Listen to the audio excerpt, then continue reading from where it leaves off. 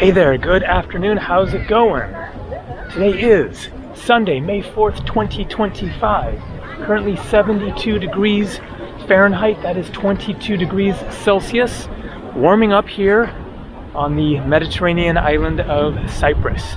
This is the city of Larnaca on the Mediterranean Sea. As you can see here, some dedicated people sunning themselves despite the wind and not exactly hot, but we are going into the warmer European summer season and very excited to see this amazing sunny day. Yesterday was cloudy and a little bit rainy.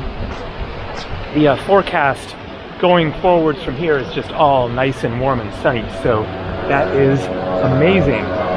I have a rental car. It is very easy to spot. The bright yellow one there. It was a trial finding a rental car today on a Sunday afternoon, last minute. My hotel is about a 30-minute or so walk away.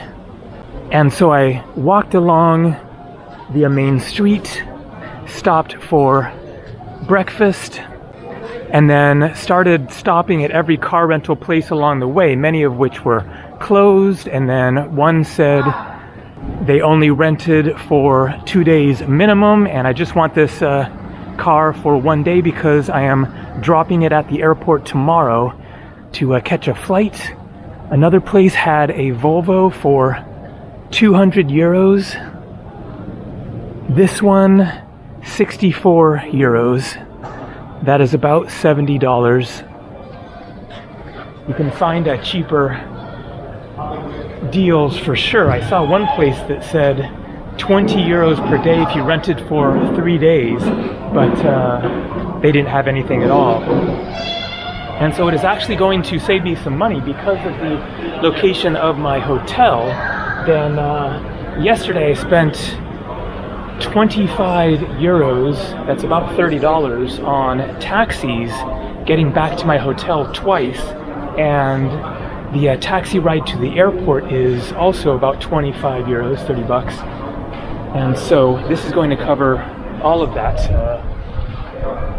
since I will drop it at the airport. So anyways, it is time to get rolling here and make the most of this gorgeous afternoon. Let's get out of here. It is not going to be a beach day. Maybe I'll stop at one or something, but I don't even have my swimming trunks. It's not quite that, warm. You can do it, but you got to be a little dedicated. I am planning to go inland to a very cool looking Cypriot village, so here we go. 1 day in Cyprus. So check that out. No idea what that is, if it is a very, very old aqueduct or something more modern, but definitely looks quite old. So I am getting out of Larnaca, getting adjusted to the left side of the road driving. Luckily this thing is an automatic, and so that makes it a whole lot easier.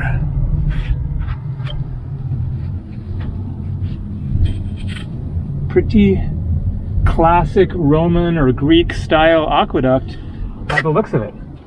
So heading out to a village that is about a 30-minute drive away from here. There we go, you get the yellow light first and then the green. On the outskirts of Larnaca, looking forward to seeing the interior of the island. Once again, this is my 4th time to Cyprus. So I've turned off the main highway, now going inland. As you can see, classic Mediterranean dry, barren landscapes. A bit of shrubbery around, but fairly stark hills. Now, I'm hoping that I'm not headed towards the same village that I went to on my very first trip to Cyprus. I realize that it kind of feels a little bit similar, but this should be different because that time I was staying in Paphos on the western side of the island. I don't think that I drove this far to the east before turning inland and going to a village in the interior, but we shall find out. If it's the same place, then at least it's been a while. That was, I think, in 2018. So 7 years ago. Keita Lefkara, 1 kilometer down there, so maybe we'll stop there on the way back. Looks pretty cute. Pana Lefkara, 2 kilometers. In 500 meters, continue straight. And a monastery. Aios Minus.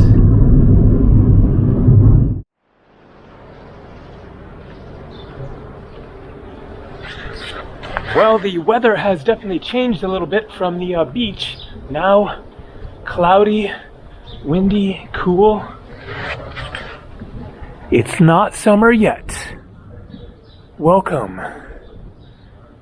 This is Pana Lefkara. Very cute village. Taverna.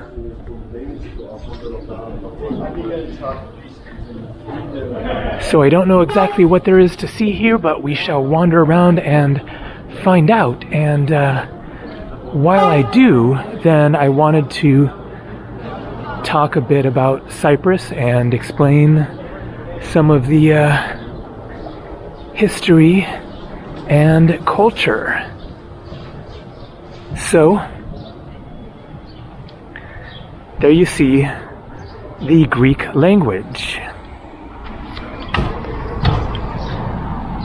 They speak Greek here, same as in Greece. Whoa.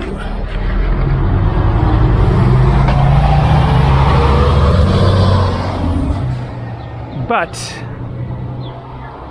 that is not the whole story, because as many know, then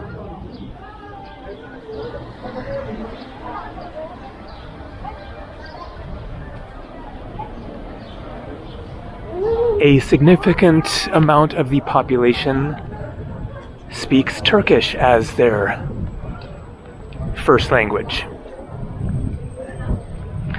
So I will get to the Greek and Turkish cultures and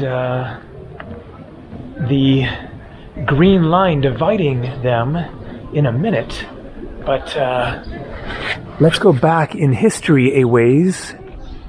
So it was first settled by humans about 13,000 years ago. And then thousands of years later, roughly 3,000 years ago or so, then it was settled by soldiers from the Trojan War who were coming back from the war. So last year I visited the ancient city of Troy, which is in present-day Turkey, Western Turkey. It was long thought to be a myth about the Trojan War as described by Homer in the Iliad and the Odyssey, and then lo and behold, they discovered the city and confirmed that it was the ancient Troy.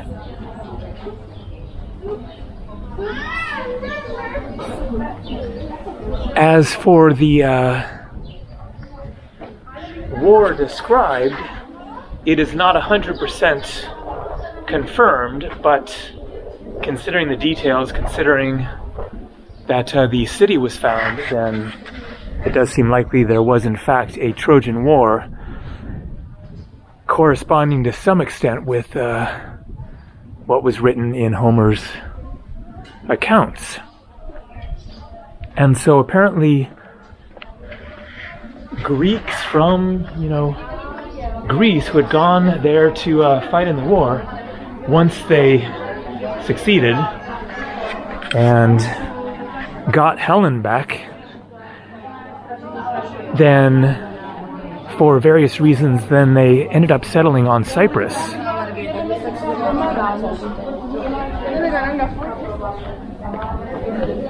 And so that basically establishes the Greek presence here. And then it changed hands many different times, with various empires taking it over, including the Persians. And then the Persians were defeated by Alexander the Great. So he was here in, I think it was 333 BC. Alexander the Great, on his endless conquest, undefeated in battle. Not endless, because he then died in present-day Iraq, in Babylon. But Alexander the Great was here and took it back for the Greeks. And then it was Greek for many, many centuries. And then various other cultures ended up coming here and taking over. I think the Illyrians, the Venetians, and then the Ottomans, the Turks, invaded this general part of the world, coming from Central Asia, and ultimately took over the whole Anatolian Peninsula, present-day Turkey, conquered Constantinople in 1453 AD, and Constantinople, now Istanbul. And so it is just part of the history of this general part of the world that there was the mixing and various battles between the Greeks and the Turks. And so in Turkey, then, you had these little enclaves of Greek villages, as I showed a few years ago when I was in Turkey and went to a ghost town there that had been a Greek village in 20th century Turkey. There were little pockets of Greeks throughout Turkey that had been there, you know, going back many generations, centuries, millennia even. And then in the 1920s, there was a population exchange between Greece and Turkey, in which all of the Greeks in Turkey were forced to leave and go to Greece, and all of the Turks in Greece were forced to leave and go to Turkey. But Cyprus was not part of that population exchange because it wasn't part of either country. It was Cyprus, and controlled by the British at that time. Okay, I guess we should get back up into the older part of the village. And so Cyprus was one island nation at that time, early 20th century into the mid 20th century, and there were areas that were more Greek and areas that were more Turkish. The Greek population was a majority, and then you had these pockets of Turkish-speaking people in various places scattered around the island. And then there were various political movements going on. There were those who wanted Cyprus to join Turkey, of course the Turkish-speaking people, and there were the Greeks who wanted to join Greece, become part of Greece, a Greek island. That was not everybody. And so in 1974, then things came to a head when the talk of Cyprus joining Greece was getting more serious, and it looked like it might happen. And as a result of that, then Turkey decided to invade from the north and attempt to take part of the island. And they succeeded in that effort and took the whole northern part of the island up to what was called the Green Line, which had been established earlier in the 60s. So Cyprus had gained independence from Britain by this point.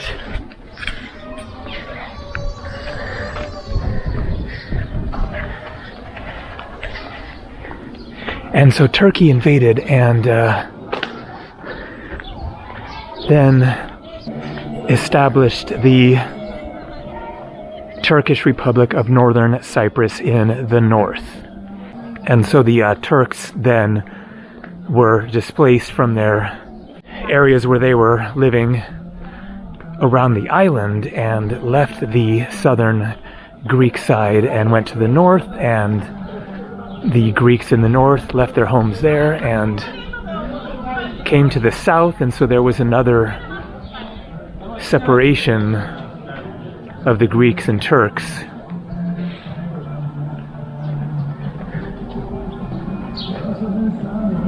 And that is where it stands today. It is a very hard line, an international border in which you have to show your passport if you want to go to the other side of the island, to the Turkish-speaking side. From here, then you have to go to Nicosia, the capital of Cyprus, and then go through 2 border checkpoints, leaving the Greek side, entering the Turkish side, and then everything over on that side is Turkish culture, Turkish language, Turkish food, Turkish music, etc. And it is stuck there, in which the whole island is technically considered to be Cyprus, one nation, a member state of the United Nations, except that in reality then there is this border, and there is the Turkish Republic of Northern Cyprus, which they claim to be an independent nation and the only other country in the world to support them and recognize that is Turkey. And so they're stuck with a disputed status in the north. And then here in the southern Greek side, then they are a member of the United Nations. They are part of the EU. They use the euro currency. So they're again Greek and English.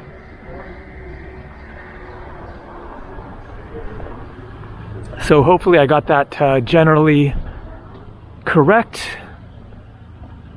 as far as my various facts. And I have been to both sides. So I've been to the northern side twice.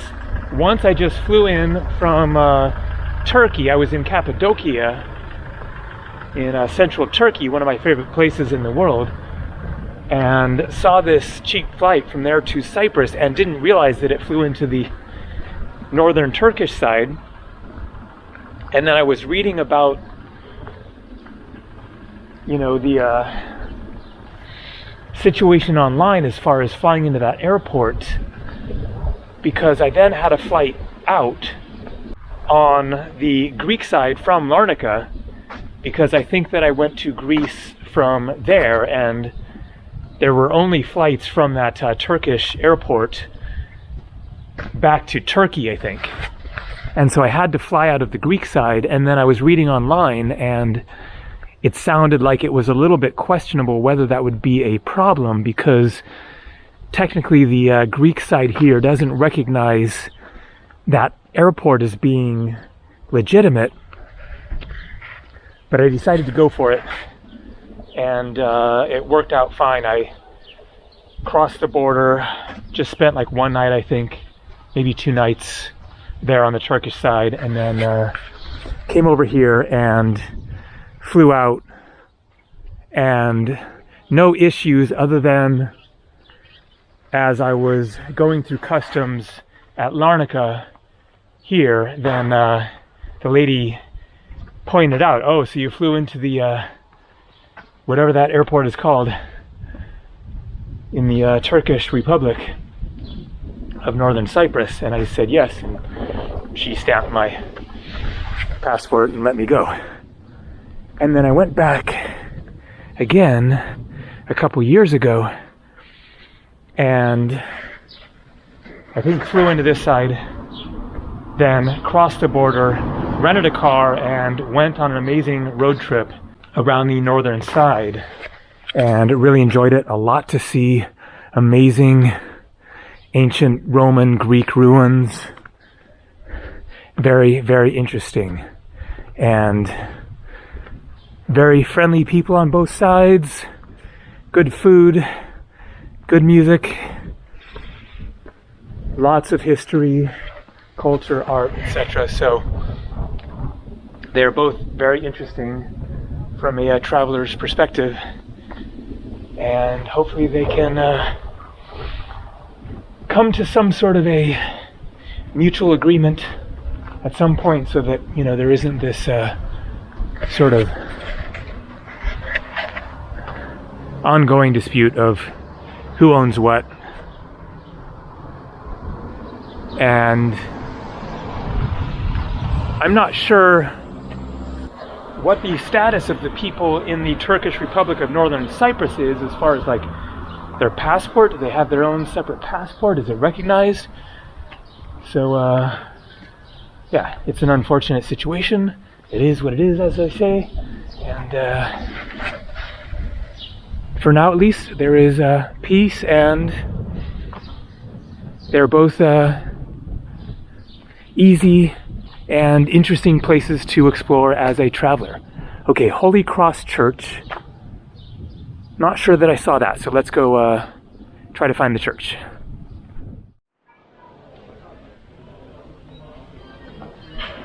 So more of the winding lanes of the old town here, on the way to the church. Lefkara restaurant, that looks really classic. See a sign for Timio Stavros Church.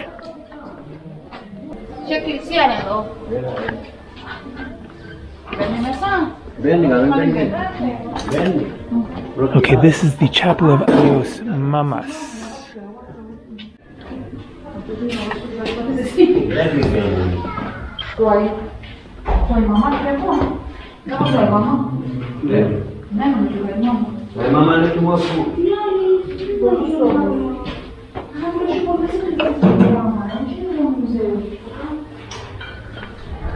And then I'm assuming that the Church of the Holy Cross is going to be a larger church. But wow, this is a really interesting village, and no, it is definitely not the same one that I went to the last time. They're the Lefkara Hotel and Restaurant. Hearing Greek music there.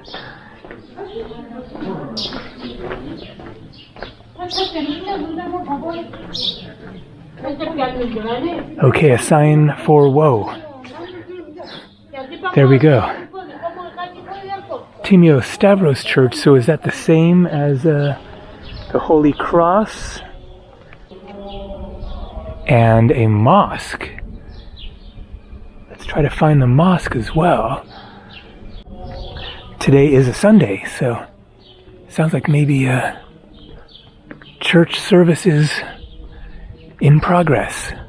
Brief history of the Holy Cross Church of Panalefkara, the majestic Church of the Holy Cross, was built back in the 14th century. This is confirmed by inscriptions and references in manuscripts kept in the temple. A piece of the holy wood cross, specifically the tile where the holy feet of Christ stepped, is kept in the church. The temple celebrates the exaltation of the Holy Cross on the 14th September. So look at that Greek flag. And then I forget now which one is the Cyprus flag. I'm assuming that one with the image on it of the island.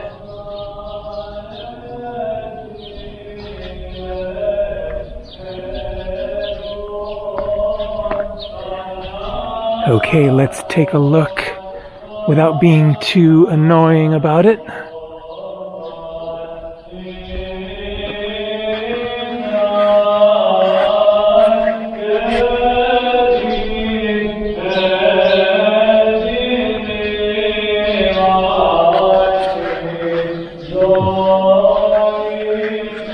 Looks like there might be a wedding going on.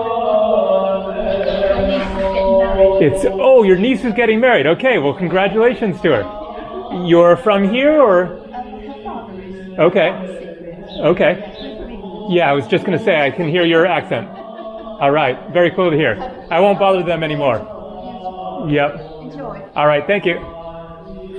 Her niece is getting married, so I could see the bride and groom standing there right now, so it is right in the middle of it. Very, very cool.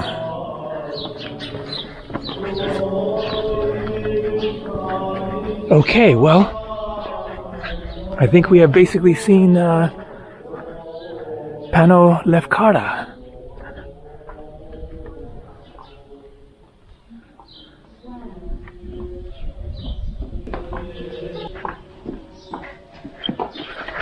I'm going to pass you on the left here. Have you been to Cyprus many times Yes, then? Or? yes. Okay. They've been married, my brother and sister have been married for 50 years. Okay, I see, all right. His family home is near Famagusta. Okay, Yeah. Famagusta, I forget. I know that I've been there, but I forget now where that is. That's the ghost town where the Greeks okay. and the Turks, there's nothing, they won't. Yes. Unfortunately, yeah. And so they're from somewhere on this side nearby or something? They're the Greek side. Yeah. Famagusta, my brother-in-law is, and because they can't agree, not they, but the government can't agree, that's why it's all... Yeah, left abandoned. Yes. And yeah, it's a shame because it's this amazing resort town. I remember walking around it. And yeah, it's beautiful. Quite fascinating. Stuck in time. You've got it in one. Got it in one. Yeah. Hopefully one of these years it comes back to life. That would be hope. Amazing to see. Let's hope. All right. Are you touring around here then? Exactly. Yep. Yep. I've been to Cyprus a few times. Good. And catching a flight tomorrow. Oh, so. magic. Look, yeah. Obviously got a draw to you. Exactly. Draws you, yeah. Exactly. Love the culture, the history, beautiful. Yeah. everything about it. So, Enjoy. all right, you too. Yes, that's good. All right, very interesting to get a personal touch there on the culture, the British, Greek, and Cypriot connections all rolled together there. And out there you can see the sea. Looks like, ooh, that might be the mosque. That looks like a minaret. Okay. And where did that minaret go? Boom.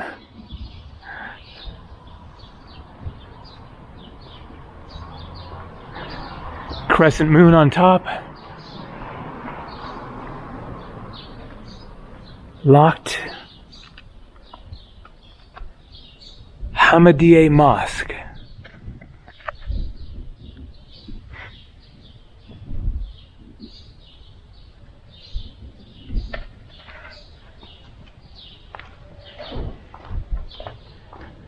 Another side of the history and culture of Cyprus.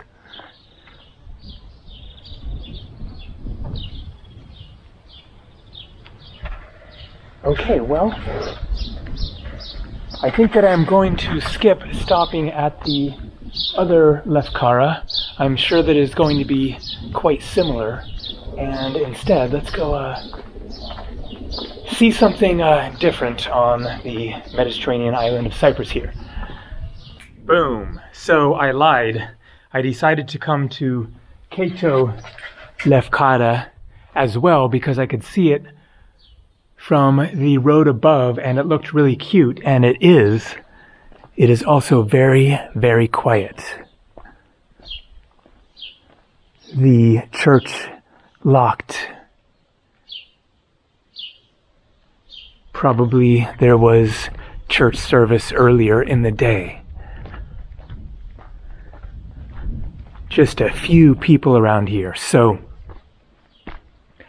let's go on a little musical journey through the winding maze of lanes.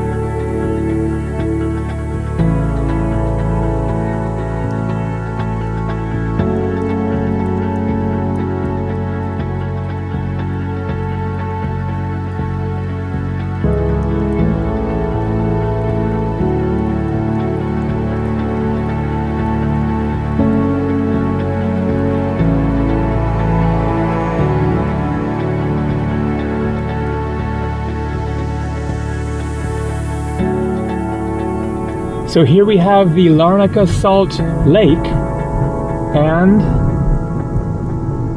straight ahead there, a mosque.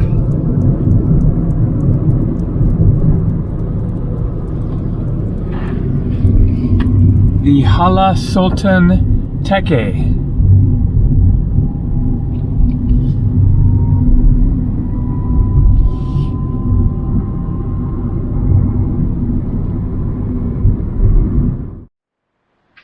And there's something very cute as well here.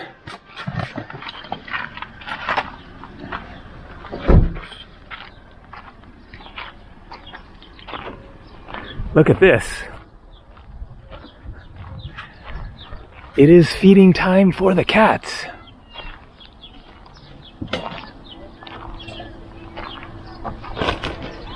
Meow.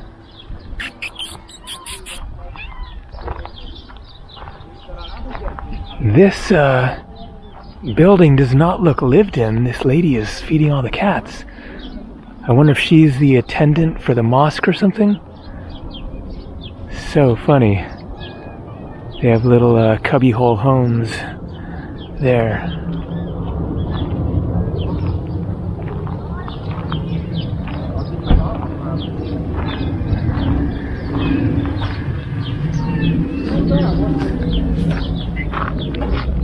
You're missing out on the food, buddy. It's dinner time.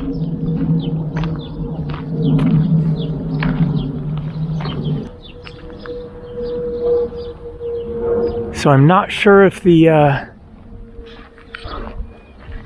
grounds are open at all. It's very neglected looking. Either you can't go inside at all, or I'm too late. It's after 5 o'clock.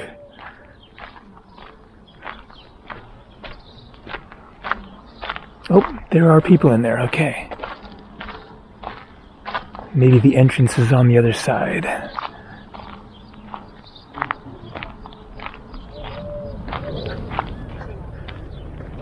The Salt Lake.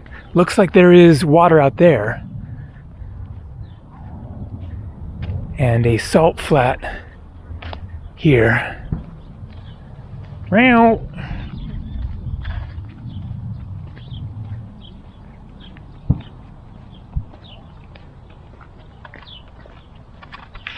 So I'm assuming this mosque must be a remnant from the pre-1974 era. It looks fairly old.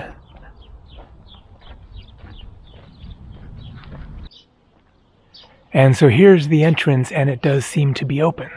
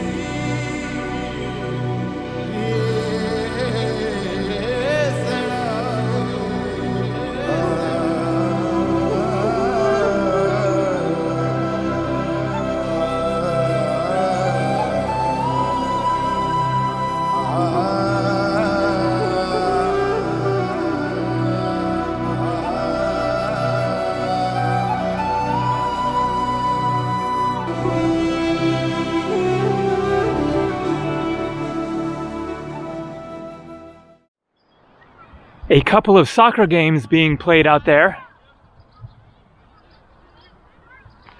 And I came back to the aqueduct. So it was not built by the Romans. It is called the Kamaris Aqueduct, and it was built during the Ottoman period by the Ottoman Turks, completed in 1750. It consists of 75 arches, and it was in operation transporting water until 1939.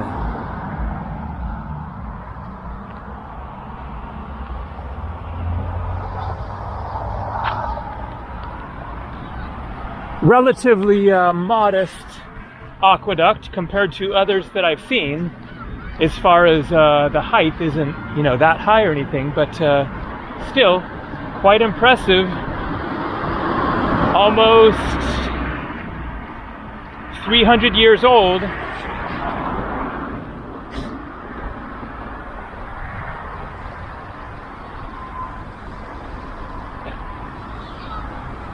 And another piece of the Cypriot history, the many centuries of Ottoman rule.